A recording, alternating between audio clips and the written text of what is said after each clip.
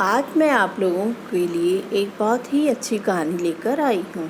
इस कहानी का नाम है गांव में शेर। एक बहुत बड़ा गांव था। उस गांव में एक पास में जंगल था। उस जंगल से एक शेर रोज़ गांव में आता और किसी न किसी को खाकर चला जाता। यह देखकर सभी गांव वाले बहुत ही परेशान हो गए। अब उस गांव वाले सोचने लगे कि कैसे इस शेर को यहाँ से भगा जाए। उसी गांव में एक बहुत ही बूढ़ा आदमी रहता था। उस बूढ़े आदमी ने कहा कि क्या कोई इसे पकड़ नहीं सकता? वह हमारे गांव पर हर दूसरे दिन आकर हमला करता है और किसी न किसी को लेकर जाता है। हमारा तो इस गांव में रहने का मन भी नहीं करता। घर से बाहर बच्चों का निकलना भी मुश्किल हो रहा है।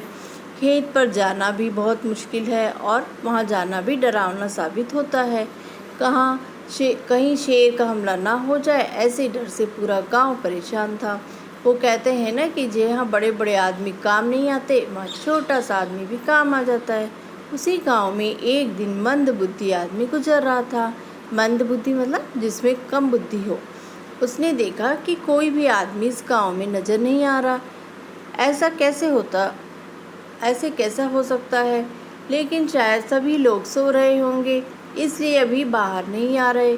उस आदमी ने घर के दरवाजे को खटखटाया और अंदर से आवाज़ आई कि कौन है? उस आदमी ने कहा कि मैं हूँ। दरवाजे से अंदर से आवाज़ आई तो उस आदमी ने कहा मैं हूँ और दूसरे गांव जाने का रास्ता पूछ रहा हूँ। तुम बता सकते हो तो दरवाज़ा खोल दो।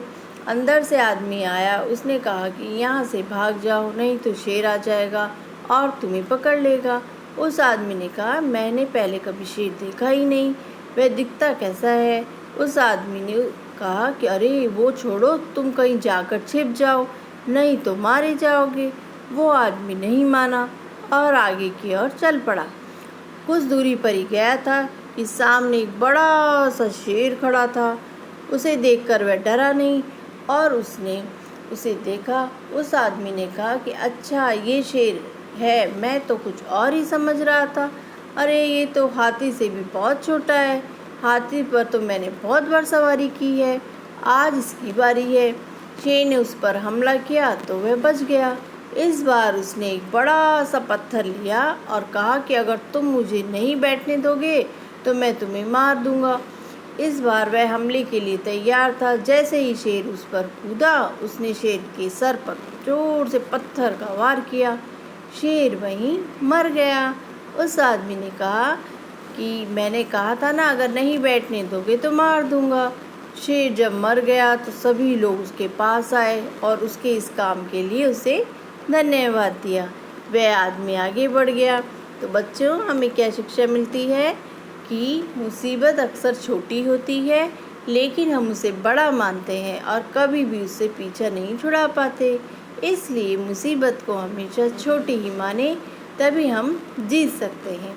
अगर आप भी किसी भी मुसीबत को दूर करने की ठान लेते हैं तो उसे दूर कर सकते हैं। Bye bye.